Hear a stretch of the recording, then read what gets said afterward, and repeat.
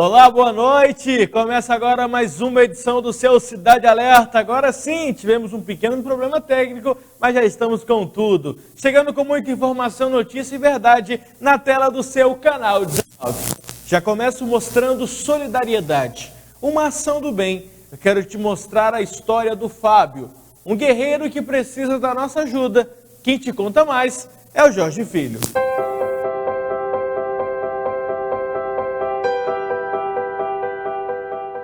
A ação solidária de hoje é com o Fábio, ele está aqui do meu lado e ele vai contar para você. Fábio, como é que está a situação aqui na sua casa, essa crise, essa pandemia, como é que você está vivendo a segurança com você e seus filhos? Rapaz, não está nada fácil, porque essa pandemia é um trem que veio mesmo para abalar com tudo, né? E é o seguinte, nós esperamos melhora porque não é fácil, nem para mim e nem para ninguém daqui do setor, na verdade para ninguém, né? Porque não é fácil viver com essa pandemia, mas nós esperamos que ela vai passar, né? Em nome de Jesus, que as coisas venham a dar certo, não só para mim, mas para todos, né? E a questão da segurança, Fábio? Você fica preocupado com seus filhos, fica preocupado com você fica mais reservado em casa, não pode sair, né? É verdade, não pode sair mesmo não, porque ficar em casa tá passando sempre na televisão, né? E o melhor para nós nesse momento é ficar quieto em casa. Como é que tá fazendo a questão do trabalho, Fábio? Você tá trabalhando, tá parado? Não, eu tô trabalhando, entendeu? Tipo assim, entendeu? Agora no momento eu passei um tempo parado, mas aí agora deu mais uma brida nos trem aí, agora a gente tá trabalhando. Tô sim. Porque, Fábio, a gente tem que ficar quieto em casa, tem que ficar na nossa, mas também não pode deixar de trabalhar, né? Como é que fica sem trabalhar? Porque pra muita gente, sem trabalhar, como é que tem um ganha-pão em casa? Como é que sobrevive? Como é que sustenta os filhos, né? É verdade. Não é fácil, entendeu? A pessoa tem que ficar em casa, entendeu? Mas o responsável pela casa, entendeu? Tipo assim, eu que sou o homem, né? Eu tenho que correr atrás, porque não é fácil, correr atrás. E o senhor mora sozinho? O senhor e os 3 filhos? Não, minha esposa mora comigo também aqui. Você de casa acabou de acompanhar a história dele e sabe que é uma situação difícil, uma situação complicada. Eu sei que você de casa, que agora está almoçando ou jantando, está vendo a situação e deu aquele aperto no coração. Você que quer ajudar, vem comigo. Já falei várias vezes, não sou eu entregando, sou eu representando você aí de casa. Venha mudar, venha fazer parte dessa história comigo, venha fazer parte dessa ação solidária. O mundo precisa disso, o Brasil precisa disso, Redenção principalmente precisa disso. Eu quero agradecer também o apoio com a Supermercado Mundial, que vem nos apoiando, vem nos ajudando. Muito obrigado pelo apoio. Muito obrigado, Supermercado Mundial. Agora vem comigo nessa entrega da cesta básica. Agora a nossa produção vai higienizar, Fábio. Esse é o kit higiênico. Tem um bilhetinho da Donai explicando a situação de ficar em casa, ficar quieto, ficar isolado. E aqui no kit higiênico, Fábio, tem papel higiênico, tem escova de dente, tem Presto Barba, tem água sanitária, tem detergente, tudo para a questão da saúde. E agora aqui tem as roupas para você, Fábio, e para sua família, um pouco de roupa e agora, por último, o mais importante, a alimentação, que está aqui para você. Viu? Tá higienizando agora. E a gente sabe, Fábio, que não vai mudar a vida, mas vai amenizar um pouquinho a situação, viu? Que vai melhorar, tá? Quiser tá até um pouco pesado. Fábio, você tem um telefone de contato para falar com o pessoal de casa, caso queira te ajudar a falar com eles? Tem sim. Pode passar? 991-725716. Pode repetir? 991-725716. Gente, vocês querem ajudar, vocês querem participar dessa ação, desse projeto, vem ajudar o Fábio e vem ajudar também quem precisa. Como o Fábio disse, tem muita gente precisando, tem muita gente passando por necessidade. Essa foi mais uma ação solidária ao combate ao coronavírus com o apoio do Supermercado Mundial. Obrigado.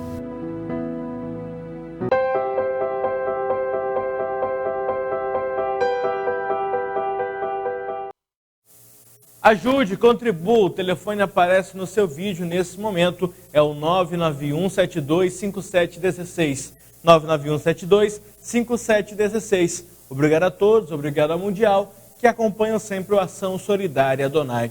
Falar em ajudar o próximo e em ajudar o povo, a Prefeitura de Altamira até que tentou, disse que ia dar um auxílio emergencial por conta do próprio município.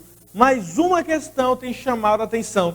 Acredita que só pode receber quem não recebeu o auxílio do governo federal? Tratando-se assim de quase grande maioria da população. Põe no Cidade. A proposta chegou à Câmara Municipal como projeto de lei 126/2020, que trata sobre auxílio emergencial no município de Altamira. depois de sancionada pelo prefeito Domingos Juvenil, virou a Lei 3.329. A publicação da medida provocou expectativas nas classes sociais contempladas e até agradecimento. Gente, para a categoria mototaxista e taxista de Altamira, para Uber e autônomos, é uma notícia muito boa, entendeu? Muito boa. A gente já agradece desde já.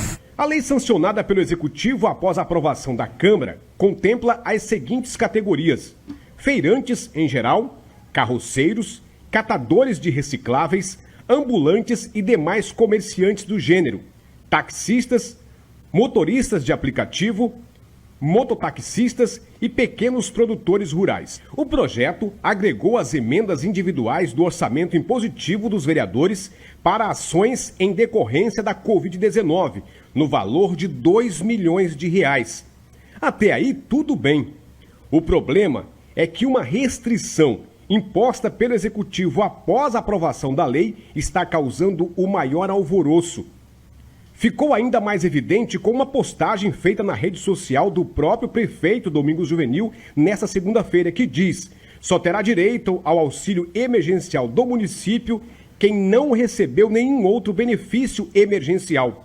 De acordo com membros das categorias mencionadas no projeto de lei, se isso se configurar na prática, quase ninguém vai ser beneficiado, já que a maioria absoluta já foi contemplada com auxílio emergencial do governo federal. O movimento da feira caiu muito, o pessoal anda com o psicológico abatido, então a feira ficou área de risco, então o movimento caiu, nós dependemos muito desse dinheiro. Não só eu, como as outras pessoas que dependem desse dinheiro para pagar as contas que chegaram tudo de uma vez só.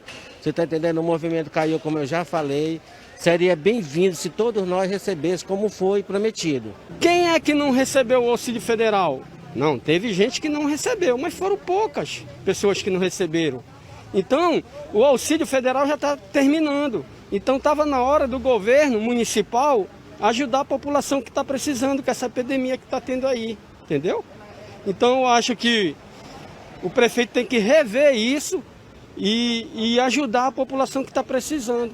Ocorre que nem no projeto de lei enviado à Câmara e nem na lei já sancionada pelo prefeito municipal consta escrito esse critério para cadastro de candidatos ao benefício. A pergunta é: quem decidiu excluir do cadastramento emergencial do município beneficiários que já recebem auxílio do governo federal? A presidência da Câmara Municipal garante que essa cláusula não passou por apreciação dos vereadores. Queria esclarecer que a decisão de não conceder o auxílio para quem já recebe auxílio do governo federal é de única exclusividade, responsabilidade da Prefeitura de Altamira. A Câmara não aprovou este dispositivo na lei, isso não existe na lei. Essa decisão é uma decisão de governo, bem como também quem está cadastrado no CAD único é uma das exigências. Mas, por exemplo, esses profissionais que eu citei, desde que eles comprovem atividade no município, eles fazem jus a esse auxílio.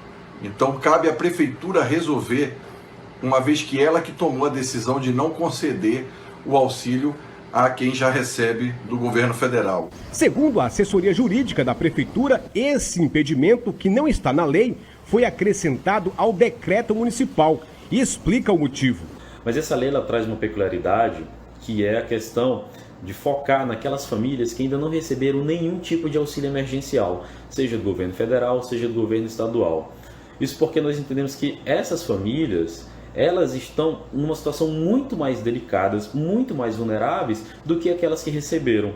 O embasamento jurídico está na lei, certo? E está no decreto 1373, que é o decreto que regulamenta essa lei, ou seja, o decreto que traz maiores detalhes sobre essa lei. O decreto com a nova redação está publicado no Diário Oficial do Município do dia 14 de julho, no inciso 1º, parágrafo 4. A intenção é aplausível, mas tecnicamente é arbitrária e pode configurar desobediência ao cumprimento da lei. É o que explica Ricardo Belic, advogado. Lei e decreto não são a mesma coisa. São atos normativos distintos com forças e funções diferentes. Isso se dá em razão da hierarquia que precisa ser obedecida.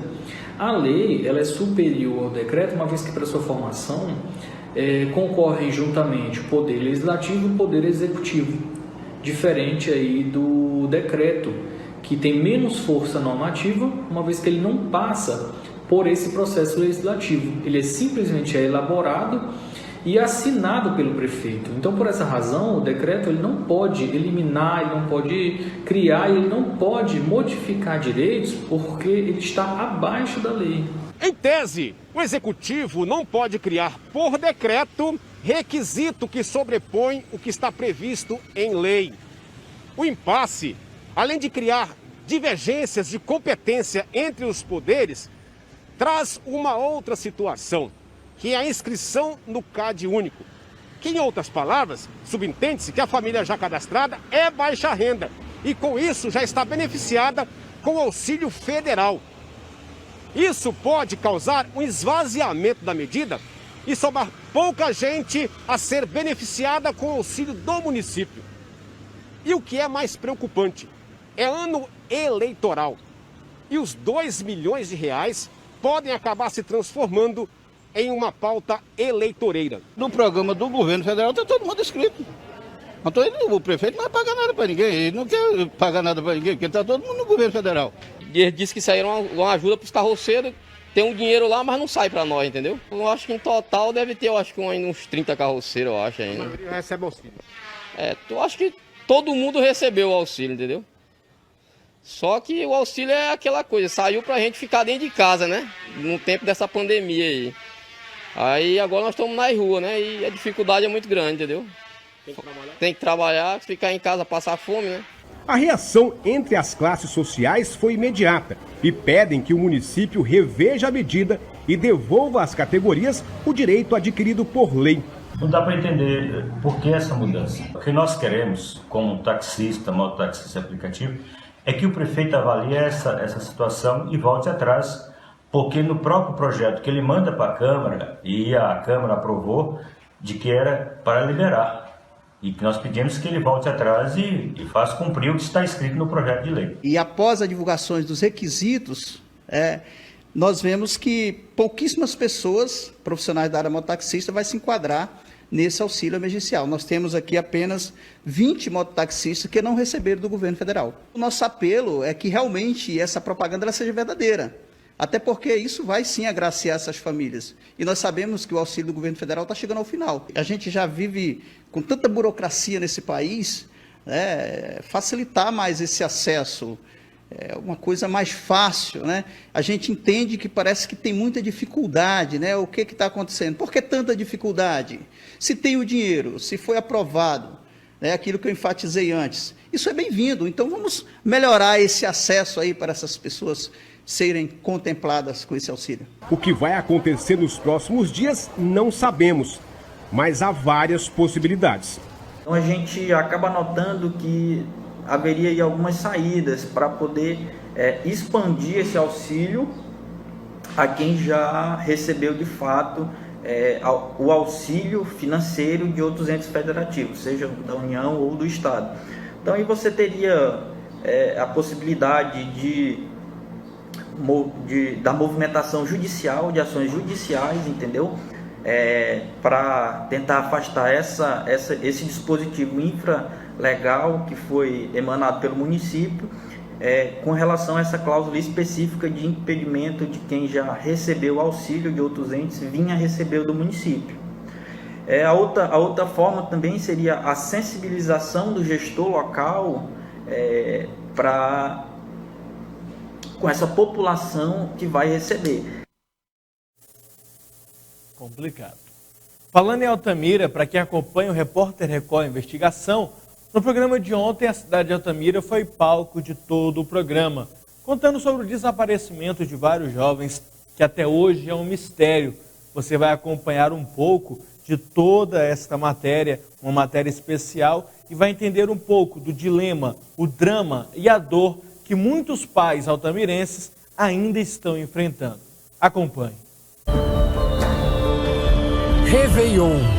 A chegada de mais um ano costuma reunir famílias e amigos. Época de esperança. chance de recomeço.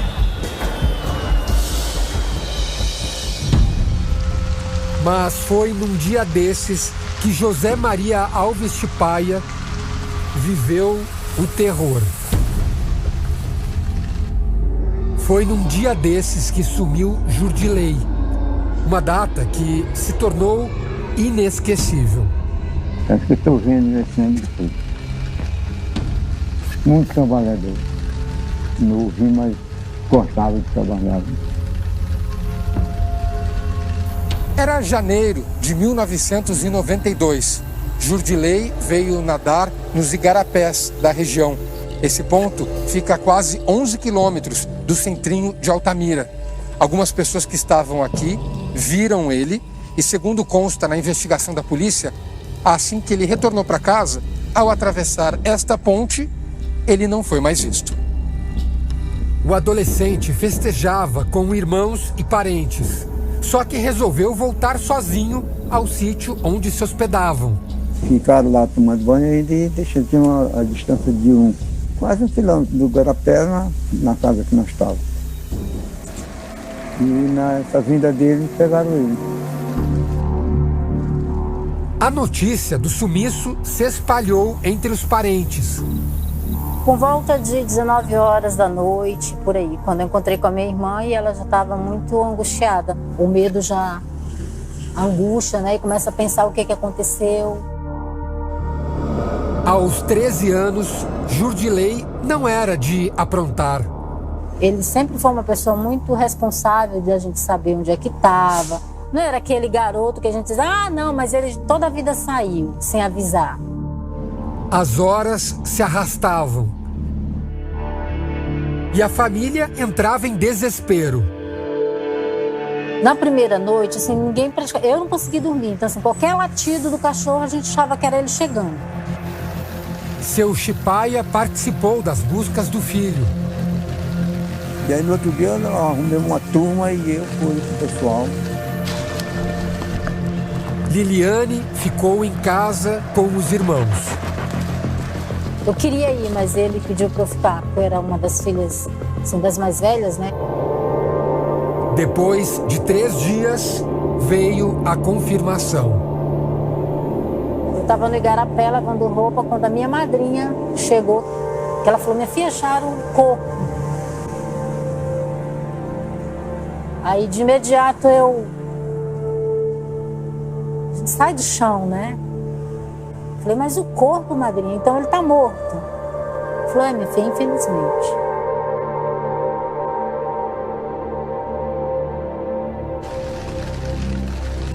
Quem achou ele foi eu, saí em cima dele,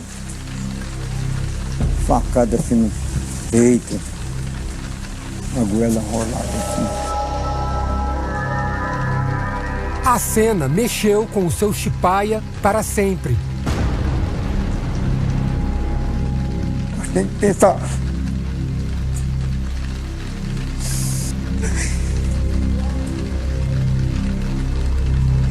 Eu tenho que conversar, que eu falar nesses crimes, meu Deus. Eu muita maldade que fizeram com meu filho. Lá era a goela dele, assim, ó. Foi um fardo pesado demais. O sentimento de impotência se transformou em depressão. Eu fiquei muito... Eu via triste demais. Não tinha vontade mais de nem fazer, de trabalhar, nem de nada.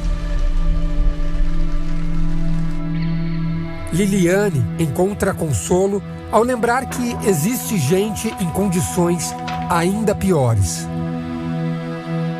Eu costumo dizer que pelo menos nós tivemos a oportunidade de encontrar o corpo do meu irmão e fazer um velório. E aquelas mães, aquelas famílias que nunca encontraram seus filhos. Será que ele está vivo? Será que está morto? Isso é pior ainda. Isso é uma dor que não se apaga. Nada se compara a ter um filho desaparecido.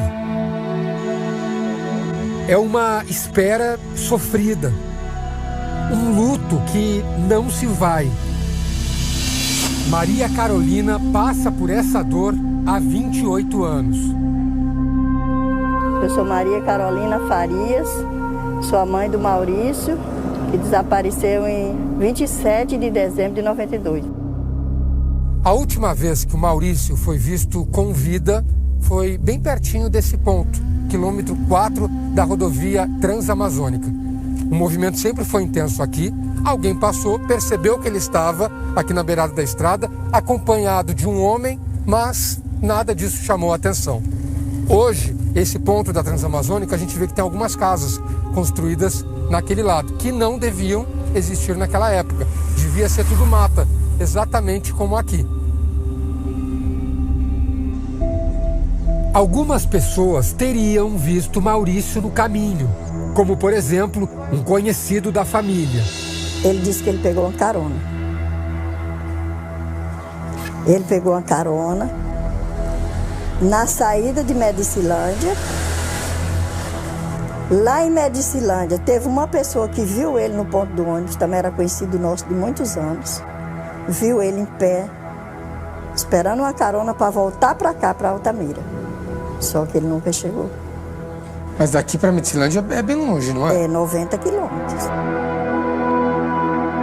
Assim como Maurício e Jurdilei, outros garotos desapareciam na cidade. Foi a partir de 1989. Altamira, até aquele tempo, foi uma cidade pacata, não tinha criminalidade. A gente vivia muito bem aqui. Era uma cidade pacífica, diria, do interior. A cidade de Altamira, no sul do Pará, chama a atenção por um aspecto. É muito grande. É a mais extensa do país, com quase 160 mil quilômetros quadrados. Uma área maior do que Portugal, a Coreia do Sul e a Inglaterra. Um espaço enorme para apenas 113 mil habitantes. Em 1991, época dos crimes, a população era menor ainda, 65 mil moradores. E 3 em cada 4 moradores eram pobres ou muito pobres. Nesse ambiente, antes tranquilo, cadáveres apareciam mutilados, os pênis e testículos arrancados. Alguns eram crianças, a maioria adolescentes. O pessoal vivia um drama, um verdadeiro drama. E, logicamente, depois o pessoal começou também a inventar boatos, todo mundo sabia alguma coisa, e depois, claro que isso corria também pela cidade. Esther só queria saber por que tamanha maldade. Eles tiveram muita crueldade com essas crianças, muita mesmo. A gente se pergunta o que essas crianças fizeram para eles.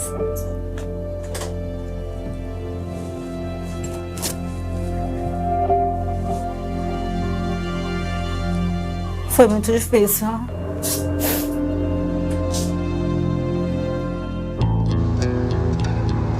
No início dos anos 90, Altamira já vivia um clima de medo.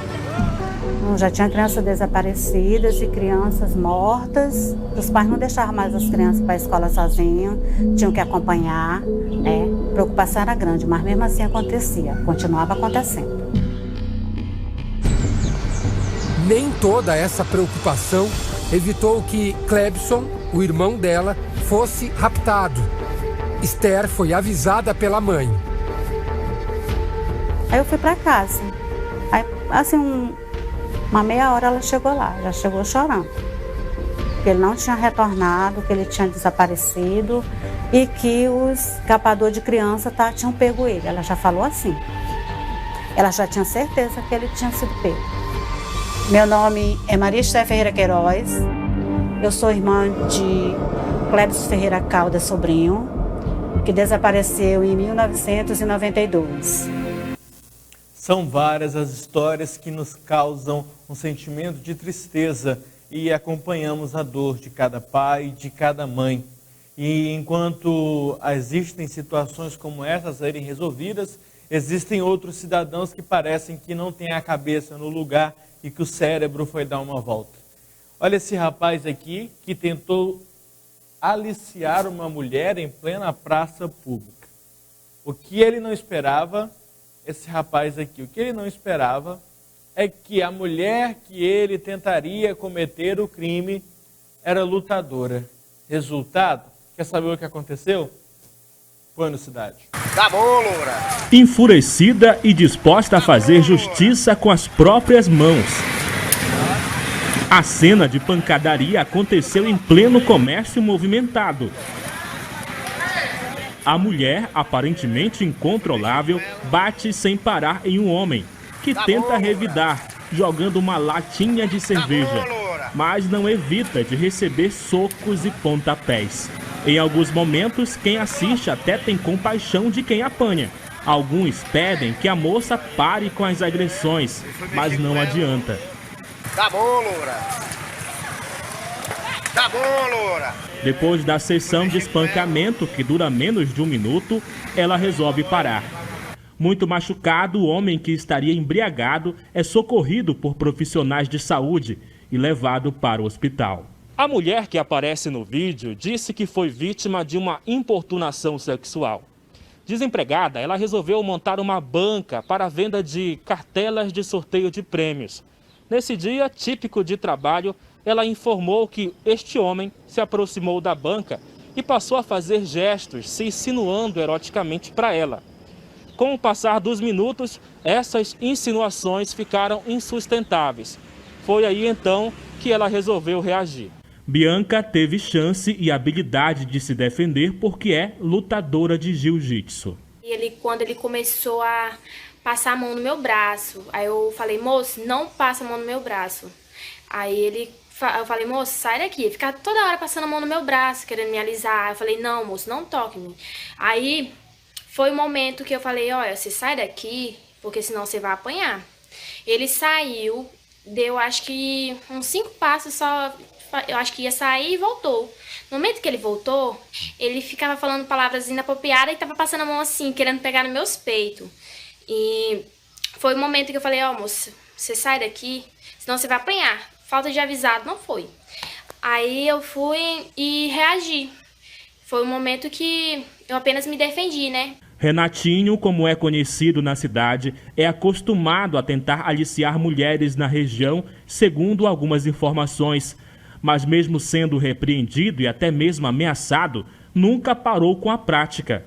Assédio sexual é crime e pode dar cadeia, segundo a polícia. Nós já temos um tipo penal novo, que é a importunação sexual, que é o artigo 215-A do Código Penal, cuja pena é de 1 a 5 anos, que é quando o indivíduo pratica um ato obsceno para satisfazer uma lascívia sua ou de terceiros. Neste caso, ele responde por este crime, cuja pena pode chegar até 5 anos e será feito o auto de prisão em flagrante. Eu quero deixar um alerta para vocês mulheres que estão passando por isso ou já passaram, que vocês denunciem diante das autoridades, procure seus direitos, porque abuso sexual, ele é crime. Ele foi mexer com ela. Palhaçada, irresponsabilidade, tomou na força e se continuar vai parar atrás da cadeia. E aí os palhaços não param por aí. Olha esse outro que eu vou te mostrar agora. O filho de alguma coisa, bota uma câmera, olha só, bota uma câmera no pé para poder olhar embaixo da saia das mulheres, da roupa que as mulheres estão usando, e depois guardar essas imagens. Resultado, cadeia nele. Põe no Cidade. Metrô de São Paulo, lotação máxima. E um equipamento pensado para invadir a privacidade das mulheres. Um tênis, uma câmera e um crime covarde. O mecanismo criado pelo homem que filmava mulheres do metrô funcionava da seguinte maneira. Ele instalou uma câmera no tênis. A lente ficava na ponta do sapato, numa abertura. Essa câmera era alimentada por uma bateria que ficava na meia. Cabos saíam da câmera lá no pé, vinham por dentro da calça e saíam na cintura. Ele usava uma bolsa dessas em que a alça cruza o peito da pessoa.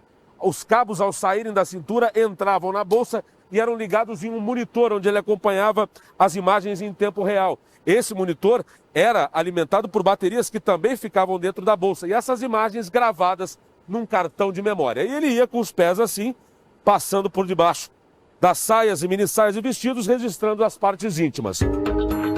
Nessa foto dá para ver bem a câmera colocada no tênis. Os fios passam escondidos por dentro da calça. Na cintura, a bolsa cruzada no corpo ajudava a esconder a fiação. Dentro da bolsa entreaberta, um monitor onde o homem conseguia ver o que gravava num cartão de memória. As mulheres, é claro, nem imaginavam o que estava acontecendo. Mas Pedro, que estava no vagão, estranhou o comportamento daquele homem que estava perto de um casal acompanhado da filha. E ela estava de short. E eu vi que a todo momento ele se aproximava, mas ele não olhava diretamente para ela. Ele ficava olhando diretamente para uma bolsa. Aí eu olhei para dentro da bolsa dele, era um visor, que era uma câmera que estava apontando de baixo para cima. Daí foi quando eu reparei no pé dele, que o pé dele estava exatamente onde estava a menina. Ela aparentava ter em torno de uns 12, 13 anos. Jesus, cara. Era menor de idade. Ele não acreditava no que estava acontecendo ali. Eu fiquei em choque porque, foi surreal. Porque ele montou todo um sistema de assédio profissional mesmo. Daí eu me aproximei mais dele assim, quando ele percebeu e ele correu pro fundo do metrô. Foi aí que eu chamei o pai da menina e avisei o que estava acontecendo. E nesse momento foi quando a gente chegou na estação, a porta abriu e ele conseguiu correr. Mas como explicar um comportamento assim? Trata-se de uma perversão sexual. Basicamente, o que leva uma pessoa a uma perversão sexual é um sentimento profundo de inferioridade, de menos-valia, de incapacidade, que também pode perfeitamente se projetar sobre a área sexual. O homem que gravou as imagens não foi preso em flagrante. Como tinha residência fixa, foi liberado sem pagar fiança, como prevê a lei. Mas o delegado explica que a investigação ainda não terminou.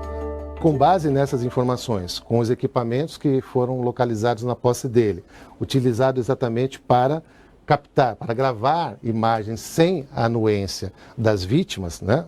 Esse material foi apreendido, encaminhado para a perícia e, obviamente, existem medidas cautelares que está à disposição, né, da autoridade policial para que a diligência tenha continuidade. A pena para o crime de importunação sexual pode chegar a 5 anos de prisão. Esta promotora, que atua no Conselho Nacional do Ministério Público, defende mais rigor na punição. Não pode ter fiança, liberdade provisória, não pode ter regime aberto, tem que ser mais rigoroso para que isso crie uma punição, uma sensação intimidatória a esses atos que devem ser evitados. E não julgar a mulher. Quem tem que ser julgado é o homem que não teve respeito e cometeu um crime. Casos de importunação sexual e de assédio são queixas frequentes entre as mulheres que usam o transporte público. Então, acho que é muito complexo para as mulheres sentir isso na pele e presenciar também. Homens que esfregam sem necessidade. Várias vezes tem lugar para eles ficar, mas eles procuram sempre ficar atrás da gente. Eu já passei por situações horrorosas também dentro do trem. E os homens não respeitam. E eles acham normal o que eles estão fazendo, mas não é, né? O homem que gravou as imagens no metrô já foi acusado de praticar o mesmo tipo de crime 10 anos atrás, em uma loja de roupas, no centro de Campinas, interior de São Paulo. Segundo o boletim de ocorrência, ele já fazia uso de aparelhos em uma bolsa e usava uma câmera oculta no tênis para fazer imagens íntimas de mulheres. Nosso produtor esteve em Campinas e conversou com vendedores que conheceram o homem. Eu lembro de um cara que me pegou uma vez filmando.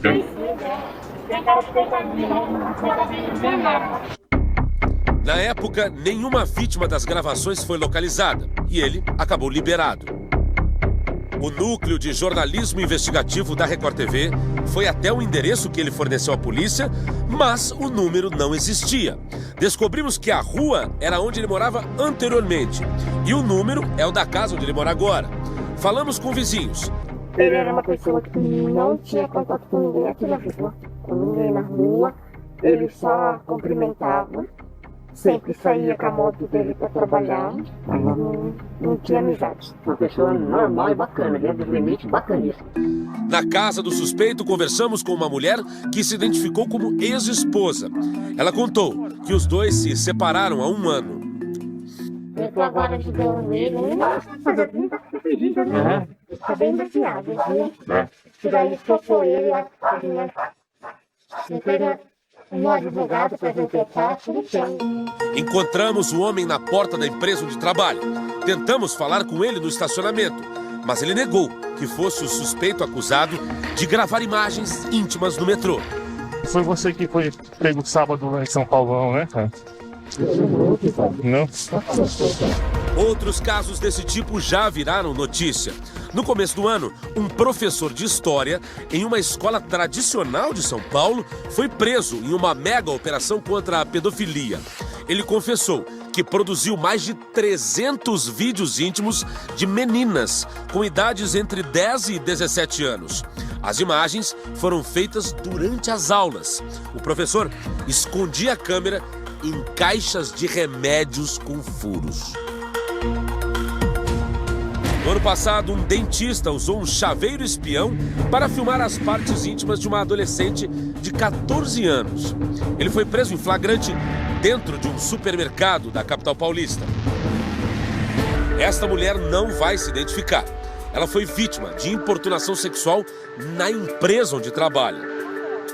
Quando eu fui utilizar o banheiro, eu entrei a parede do banheiro feminino e masculino, tem um vão.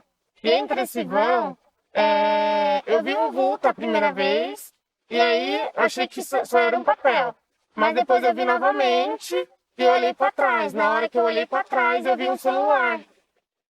Aí eu peguei... O celular no vão da parede. No vão da parede. Aí na hora eu segurei no celular, só que eu fiquei sem reação para falar nada. Eu só consegui gritar e soltar o celular. Ela conta que ficou transtornada. Não conseguiram pegar o agressor na empresa e ela não sabe das imagens que ele teria feito. Você nunca tinha passado por isso antes? Uma sensação... Eu vou dizer horrível. Eu não consigo tirar, sabe, da minha cabeça. Agora ela tem que lidar com o trauma.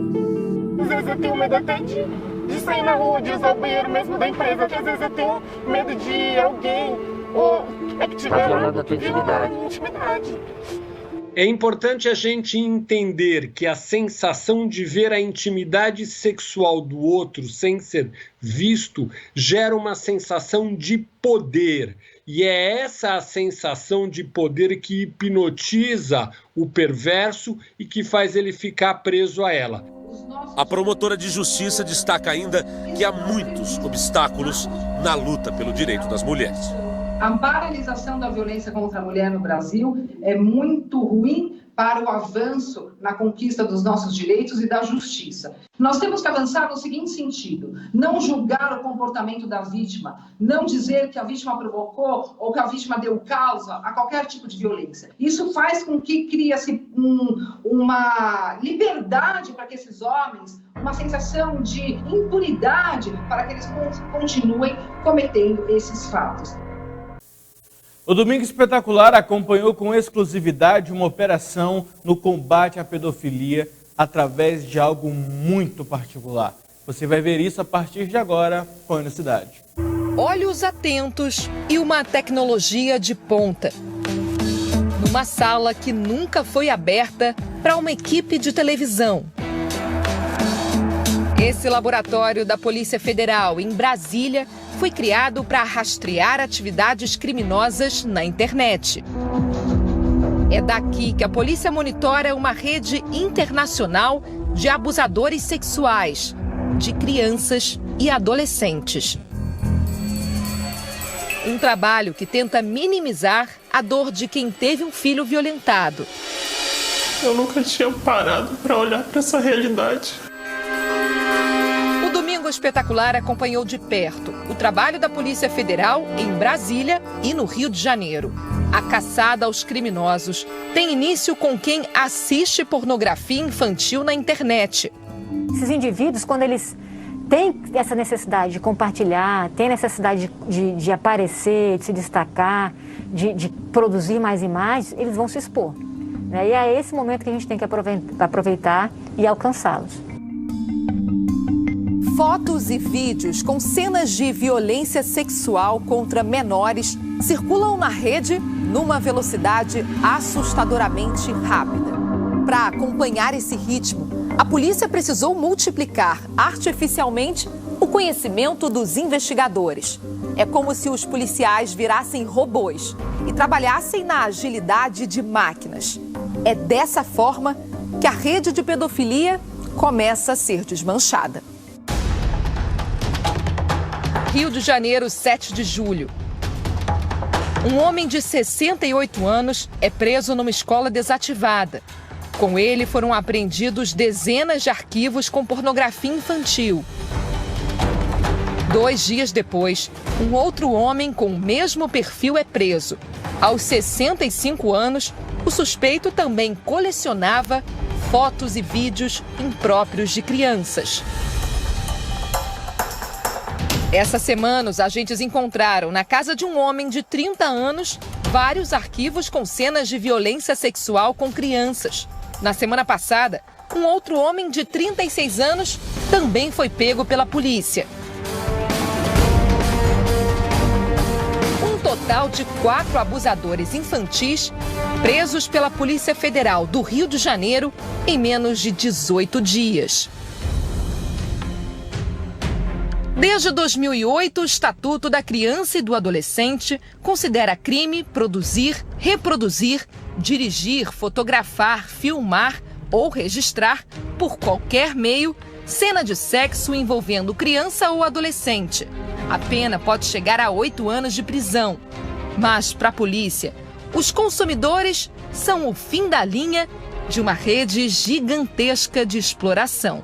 Cada um desses abusos, para serem transmitidos, para alimentarem, né, esses acervos desses colecionadores e toda essa rede, na verdade é uma criança que está sendo abusada na vida real.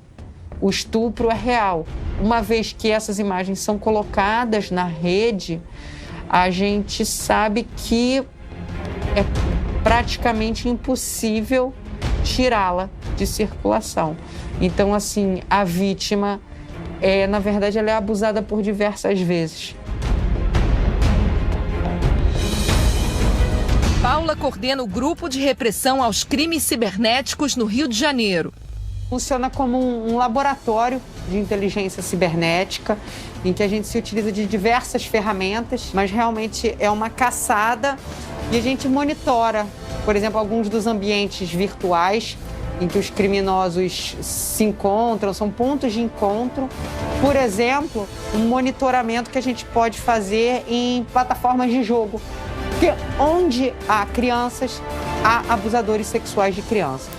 A Central Nacional de Denúncias de Crimes Cibernéticos registrou no ano passado mais de 48 mil denúncias de pornografia infantil na internet, em mais de 25 mil páginas diferentes. Todo esse conteúdo pode ser encontrado na chamada Dark Web, uma espécie de internet obscura, com conteúdos impróprios e ilegais. Na Dark Web, só é possível entrar com programas específicos, o que faz com que os criminosos se especializem em novas tecnologias.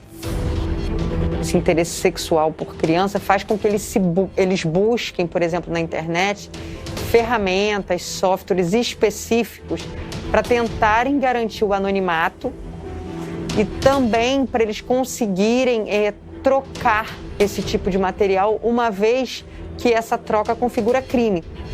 A rede de abusadores é composta por pessoas do mundo inteiro. A polícia tenta identificar quem são os brasileiros envolvidos. As investigações começam em Brasília e nós fomos até lá. Pela primeira vez, a Polícia Federal abre esse espaço e com exclusividade para o Domingo Espetacular. Denúncias de todas as partes do país chegam aqui. É como se fosse o coração da inteligência. As informações que circulam nessa sala são extremamente sigilosas e preciosas para as investigações. Um sistema que permitiu mais agilidade no combate à exploração sexual infantil. Por aqui, a equipe é pequena, 2 delegadas e 6 analistas. Fora os aliados virtuais. A gente alcança abusadores sexuais em qualquer rede, tanto em redes abertas como na Deep Web. A PF desenvolveu sua própria inteligência artificial, capaz de agilizar o processo de combate à exploração sexual na internet. Por exemplo, nós poderíamos receber uma notícia-crime de um determinado agressor de vários lugares. Em vez de abrir vários procedimentos em várias frentes diferentes, a gente consegue, através dessa ferramenta, descobrir que essa pessoa é a mesma. Então a gente evita o retrabalho e consegue ir em cima dos mais perigosos. Em quase metade dos casos, a violência sexual contra crianças e adolescentes acontece dentro de casa. Atos praticados pelo próprio pai, padrasto ou parente próximo são comuns. O vínculo afetivo não impede que os abusos sejam gravados e compartilhados na rede como um troféu. Essa mulher fala da surpresa ao descobrir que a filha de apenas 5 anos era vítima do próprio pai. Ela começou a demonstrar, através dos brinquedos, da forma que ela brincava. Ela começou a desenhar muitos monstros, muitas pessoas com a boca de monstro. A confirmação veio no depoimento da criança. O que ela conta assim, é como se fosse uma mulher, não é uma criança. De o pai dela nu em cima dela.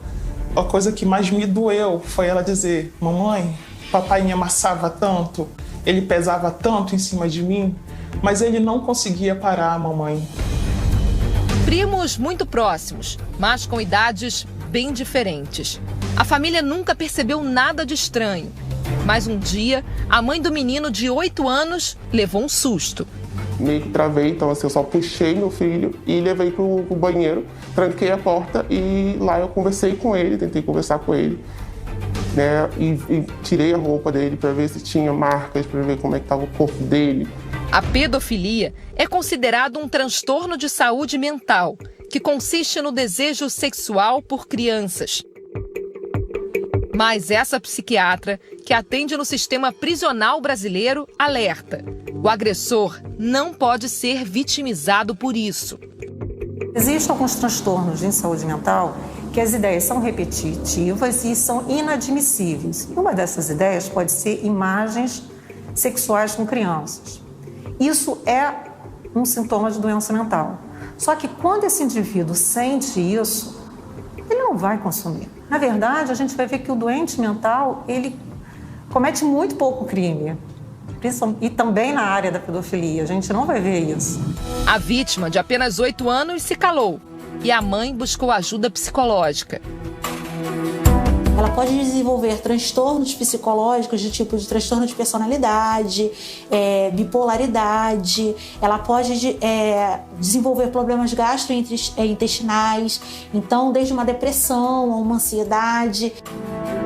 O abuso que traumatizou a criança dentro de casa pode estar também na internet. O primo mais velho do menino de 8 anos já tentou contato por uma sala de bate-papo. Assustada, a mãe proibiu o uso de redes sociais e dos jogos online. Eu tenho medo. Então, assim, eu tirei esse jogo dele e por enquanto está sem computador. O estupro virtual hoje é o que mais acontece e é o que menos os pais percebem, né? Tem gente que fala que criança tem que ter privacidade, né? Criança não tem que ter privacidade. Criança tem que ser vigiada. No caso da polícia, a vigilância é em cima de quem consome o conteúdo publicado. É importante prender consumidores, né? fazer com que eles respondam criminalmente por isso. Primeiro porque são potenciais produtores, né? É o que eu falei.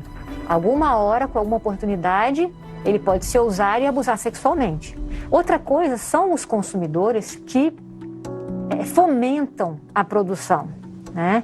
Então, assim, eles fomentam essa rede de exploração a partir do momento que todos querem materiais novos.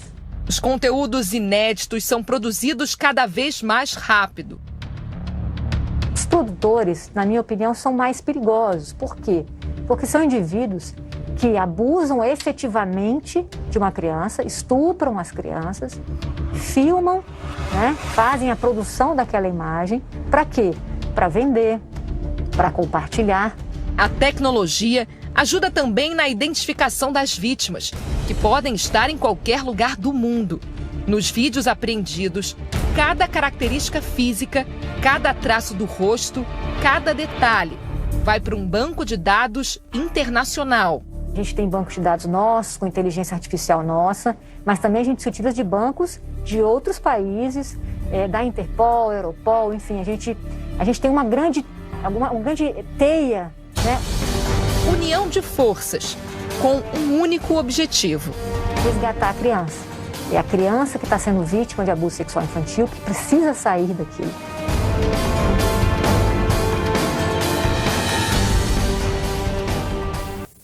Um personagem muito conhecido da TV brasileira que está desaparecido por um tempo, mas a Record foi atrás do Nerson da Capitinga. Você lembra dele?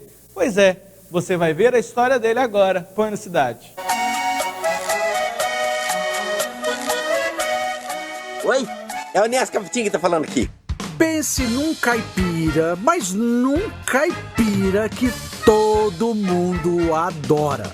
Não gosto nem de passarinho pra dar água, né? Porque eu não entendi que eu quero ficar à toa mesmo. Essa simpatia e esse jeitinho simprão de falar fizeram do Nerso da Capitinga um dos personagens mais adorados da televisão brasileira. Oi, gente. Eu tenho essa moita de cana pra limpar, olha. Tem serviço pra danar, não tem? Foi lá no início dos anos 90 que uma sala de aula bem diferente transformou a vida dele. Seu Nerso da Capitinga! Opa, nossa senhora!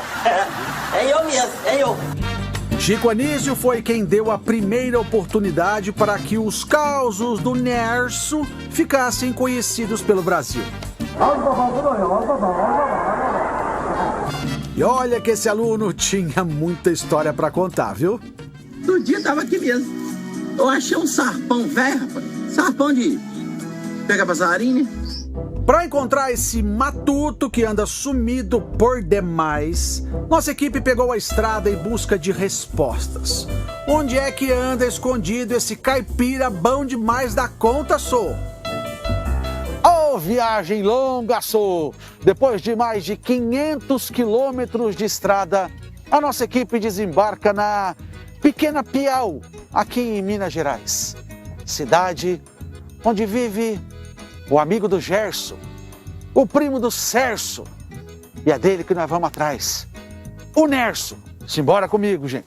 Vamos atrás do homem.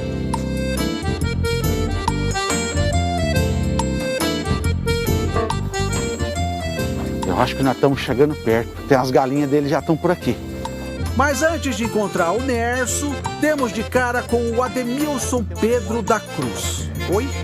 Você conhece ele? Com esse nome eu também não conhecia, não. Mas como Pedro Bismarck, aí sim, né? Quem mudou o nome dele foi nada menos do que Chico Anísio. Pedro Bis e colocou Pedro Bismarck porque ele gostava do Vasco, tinha um jogador chamado Bismarck. Aí botou Pedro Bis, que eu era o ator aqui, até então era Pedro Bis aqui na região. E o Denilson virou Nerso da Capitinga. Opa, peraí. Denilson? Quem é esse cara aí? Quando eu comecei com o show, eu não tinha um nome para botar no personagem. Aliás, criei de bobeira, de palhaçada, no quartel, em 81. Criei o personagem. Em 84 é que eu fui pro palco com ele, já no final do ano. Mas aí criei o personagem e não tinha nome, porque não tinha pretensão nenhuma, chegar a lugar nenhum. Nem me imaginava artista, não fiz escola de teatro, nem nada, autodidata, né? Então, criei o personagem e o personagem acabou agradando.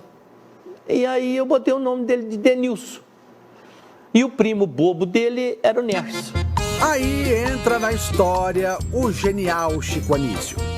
Quando fui para televisão, o Chico perguntou como é que era o nome do personagem. Eu falei, Denilson. Ele falou, Denilson é muito chique. Washington, Wellington. Da roça até Bastião, Zé Antônio, né? Você não tem outro nome, né? Eu falei, tem Nerso. Nerso é o primo do Denilson. Ele falou, pronto, Nerso. Nerso da Capitinga. Seu Nerso da Capitinga! Nascido em Muriaé, Minas Gerais, Pedro quase seguiu carreira no Exército. Foram 5 anos nas Forças Armadas. Foi por muito pouco, mas muito pouco mesmo, que nós não perdemos o nosso Nerso da Capitinga. E eu, com 22 anos, tive filho. Então não podia mais fazer as provas para sargento. Mas eu continuei no Exército e paralelamente fazia os shows, sexta, sábado e domingo. E eu era estafeta, eu não concorria à escala de serviço. Então, por isso, dava para eu fazer show. Pra sorte nossa, né? É eu mesmo, é eu. Mas por que Nerso da Capitinga está há tanto tempo longe da TV? Você não tem vontade de voltar pra TV? Bom, eu já me encontrei com o Pedro Bismarck. Mas depois do intervalo, nós vamos ver por onde anda o Nerso da Capitinga. Eu já adianto que o nosso encontro foi muito divertido. E você vai saber por que o Nerso da Capitinga ficou mais de 5 anos sem dar entrevista pra TV e como tem sido a vida depois da perda da esposa. Fala a verdade se a gente já não estava com saudade dele, né? Ei, Nerso! Seu Nerso da Capitinga! Opa, nossa senhora! É eu mesmo, é eu! Já já ele dará o ar da graça numa transformação mágica. Você vai ver, espera aí. Mas agora, vamos mostrar um pouco desse cantinho construído ao longo de mais de 2 décadas. Lago, horta, pomar e muita calmaria. Nada de enxada, não. Pedro Bismarck não gosta disso, não. O sítio foi feito para lazer, né? Foi feito para não fazer nada. E eu fico aqui, agarrado com os netos, vou lá comprar umas balas para eles. Aos 58 anos, parece que Pedro Bismarck não quer muito trabalho, não. Você acha que falta alguma coisa para você fazer como artista? Não quer fazer mais nada, não. Pelo menos em TV, não. Mas no teatro, ele quer seguir em frente. Enquanto eu aguentar falar, né? Quando eu aguentar falar besteira, nessa eu tô na estrada. Eu gosto muito de ficar à toa. Mas agora... Eu também gosto, mas não consigo. Não, eu gosto de ficar à toa, sabendo que eu tenho alguma coisa para fazer. Esse negócio de pandemia aí, rapaz, que nossa senhora do céu. Há pouco mais de 4 anos, Pedro perdeu a esposa, com quem foi casado por 32 anos e teve 3 filhos. Maria José morreu de infarto. Ah, você sofreu muito e tal. Rapaz, não tive remorso. Você sofre muito, você sente remorso. Você não tratou tão bem, porque você não foi ali na linha, direitinho, certinho. E com a gente não tinha isso. Não tinha, eu viajando demais, né? E sempre em casa, aquele carinho, atenção, que é o certo. Não fiz nada além do que um homem tem que fazer. Pedro chegou a fazer um pesqueiro no sítio só para a esposa. A minha esposa era apaixonada com peixe. Pegou 25,8 kg, 1 quilo, um peixe, 15 dias antes de falecer. Pegou tambaqui tão grande, rapaz, que não coube na churrasqueira, tem que ficar de lado na churrasqueira assim, ó. E pior que não adianta a gente falar que é conversa de pescador, porque tem foto, né? Tem foto, ela tirou pra registrar. Dela, depois você posta, grande, danado. No salão do sítio, Pedro Bismarck guarda as recordações da vida pessoal e da profissional também. Essa é a camisa, a primeira vez minha participação na escolinha. E essa é a primeira camisa que eu subi no palco com ela. Quantos anos tem essa camisa? Essa de 84, tem 36 anos a camisa. Então chegou a hora de me encontrar com o Nerso da Capitinga. Agora eu vou colocar uma blusa especial. Porque para falar com ele, tem que estar bem vestido de caipira. E a mágica acontece. Pedro Bismarck vira o Nerso da Capitinga, o caipira mais amado desse Brasilzão, só. Destransformei. Tem alguém aí? Pode entrar. É aqui que é a casa do Gerson? Não. É a casa do Cerso? Também não. É a casa do Nerso? É a casa do Nerso Capitinga. É da Maria. Tem um cachorro que é aí com a gente. Vambora, filho. Vambora. Não morde não, nesse mês não morde não. Vambora, vamos lá. Que o Nerso tá esperando nós. Vamos lá que ele tá esperando nós. Gente, nós chegamos aqui para falar com ele.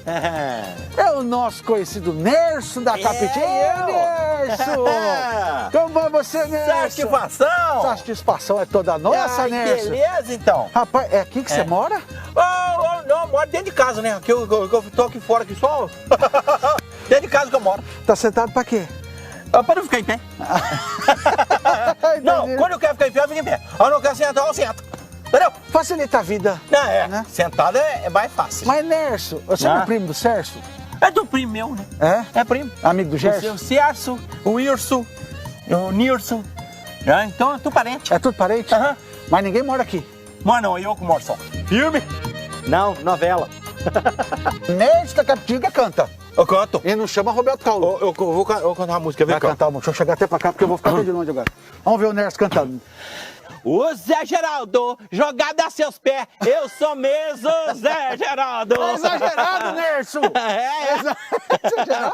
Eu aprendi, na hora que eu aprendi o outro pedaço, a pila do rádio acabou na hora. Ai, que pia danada. Achou outra pia? Eu só sei esse pedaço só. Não achou outra pia? Não, a pia do rádio acabou. Acabou. Aí, pronto. É um artista completo mesmo. Questão de beleza, né? Entendi. Não, porque eu me se cuido, né? Eu me se cuido. Porque eu sou ator, humorista e modelo. Entendeu? Aí sim ninguém segura. Isso é que é modéstia, hein, Nerso? Ei, olha que ele nem tem ideia de que tem milhões de pessoas olhando pra ele nesse exato momento. Você sabe isso aqui que tá na tua frente? É quê? Isso aqui? Tá bem na tua frente aqui. Você tá vendo? Você tá vendo que tem milhões de pessoas ali?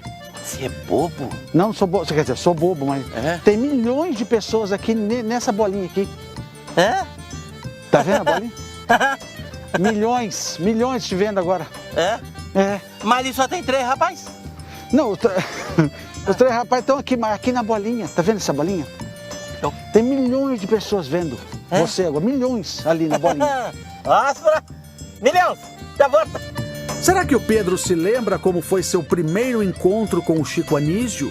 E qual foi a primeira piada na escolinha do professor Raimundo? Como é que foi seu primeiro encontro com o Chico? Foi um absurdo, né? Como é que você imagina? Porque você deve ter dado uma tremida, né? Nossa senhora, eu não sabia o que falava. 2 momentos assim, difíceis assim. Foi esse com o Chico, né? Tá vendo o Chico Anísio, ícone, né? Bateu no teto, né? Eu sempre admirei, imitava os personagens do Chico, é coisa, gostava demais. E aí, todo lado, o Chico Anísio, eu falei, nossa, será que é verdade, né? E ele ali, né, falando de trocar o nome do personagem, aquela coisa e tal, nem água bebia. E da mesma coisa quando a gravação da escolinha, vendo aqueles só monstro ali à minha volta, Cardoso, né? Nossa, Brandão. Lúcio Mauro, Brandão Filho. Nossa, aí eu falei, não vou nem ficar pensando nesse negócio. Você lembra qual foi a primeira piada que você fez na televisão no Chico Anísio? Lembro. Lembra? Lembro e faço questão de lembrar. E era uma piada do Sérgio Malandro. Sérgio Malandro saiu, né? E aí os textos do Sérgio Malandro vieram tudo pra mim. O Chico, no primeiro dia de gravação, foi em outubro de 90, na Urca. Gravamos na Urca. Você é bom de memória, hein? Não, rapaz. Um evento desse na minha vida, imagina, tão marcante. Aí o Chico me chamou no camarim.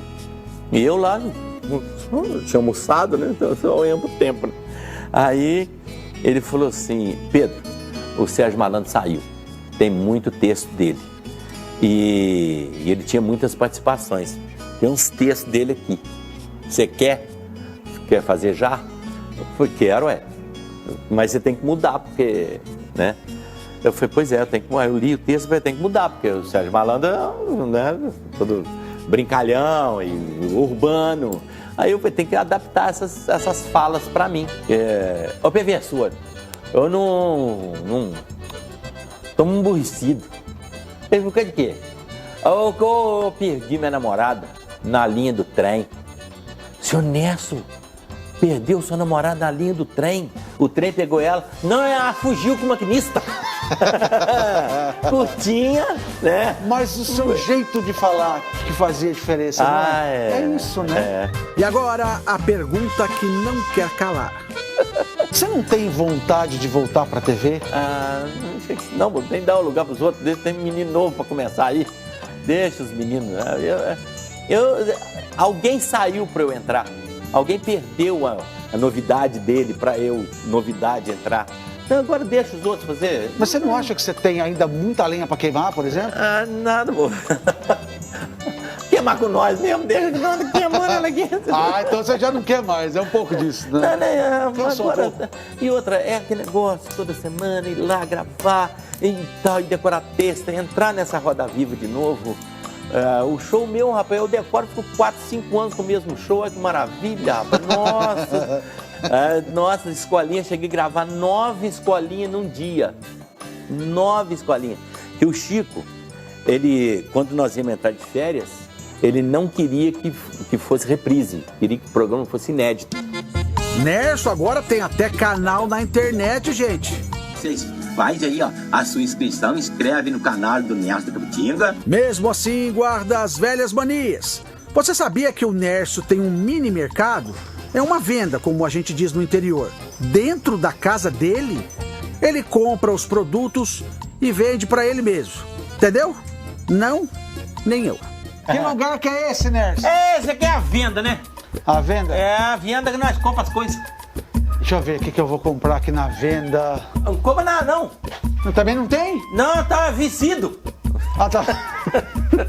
Tem nada na venda, Nerso? Venceu, nós joguemos tudo fora. Não sobrou nada? Não, tudo estragou. O Titãozinho, rapaz. O Titãozinho é ruim, fizeram uma sacaneação com nós. O que ele fez, Titãozinho? Titãozinho, rapaz, tudo que nós plantava e nós coía, aí e botava pra vender, se não vendisse, ele fazia nós comer tudo. Rapaz, tô entendendo agora. Tô entendendo agora. Mas antes de ir embora, não desisti de arrumar um trabalho pro nosso querido Nerso da Capitinga. Bom, gente, agora eu pego ele. Ô, Nerso, obrigado, viu, por nos receber aqui, viu, Nerso? Agora tem uma coisinha boa pra você, viu? Que eu acho que você tá precisando. Vou arrumar serviço pra você, que você tá muito à toa. Você vai arrumar serviço, que eu sou título daqui pra você. Vaza daqui, rapaz. Arrumar serviço. Tô esperando o mundo acabar em barranco pra morrer encostado. Tchau, Nerso. Obrigado por nos receber. E vê se não some mais não, tá? E aí, quem você quer ver aqui no Por Onde Anda, hein? Que artista você tá morrendo de saudade e não sabe o que anda fazendo da vida? Então mande sua sugestão nas nossas redes sociais, vai? É só usar a hashtag Domingo Espetacular. No período onde as crianças estão ficando mais dentro de casa, os acidentes envolvendo queda das crianças têm aumentado bastante. Acompanhe e saiba como se prevenir. A câmera de segurança registrou a queda. A menina tenta levantar, mas não consegue. Falei pra ela não se mexer. Não se mexe, fica quieta. A Amanda, de 8 anos, brincava com a irmã no segundo andar da casa, que passa por reformas. Ela caiu de uma altura de cerca de 4 metros. Tava lavando roupa e a minha mais velha, que eu tenho de 12 anos, e veio correndo. Mãe, a Amanda caiu. Quando ela falou, a Amanda caiu, é o único lugar que tem pra cair esse aqui. O acidente aconteceu em Rio Verde, a 240 quilômetros de Goiânia. A menina foi socorrida pelo Corpo de Bombeiros e levada para uma unidade de pronto atendimento. Na mesma região, em Mineiros, um menino de 5 anos ficou com a cabeça presa no vão de 2 paredes. Supervisione essas crianças de maneira preferencialmente integral. A gente sabe que é difícil, né? Os pais, muitos continuam trabalhando, porém as crianças no período de férias, junto com o período de pandemia, de isolamento social, a gente solicita aos pais uma atenção maior a essas crianças, principalmente em ambientes cozinha, banheiro. Levantamento feito por uma ONG mostra que as quedas são o principal motivo de acidentes envolvendo crianças. No ano passado, foram quase 19 mil internações em todo o Brasil. 40 crianças morreram. Apesar da imagem impressionante, Amanda só teve ferimentos leves. Ela ficou 24 horas em observação e já está em casa. Graças a Deus, ela vai fazer aniversário 2 vezes. Uma última informação, os casos de feminicídio no estado do Pará, infelizmente, aumentaram de forma assustadora.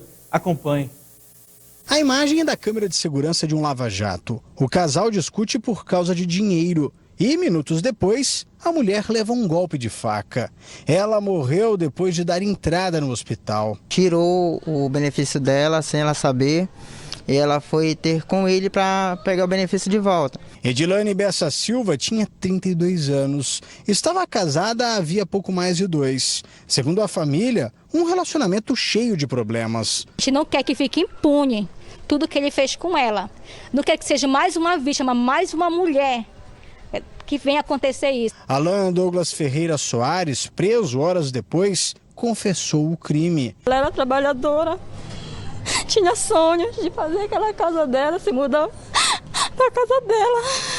E ele tira a vida da minha irmã. Há 10 dias, a discussão por causa do fim do relacionamento terminou na morte de uma jovem de 22 anos. O namorado, que não aceitou a separação, morreu no confronto com a polícia. O Pará é o estado da região norte que mais registra morte de mulheres por crimes de ódio. E a pandemia só piorou a situação.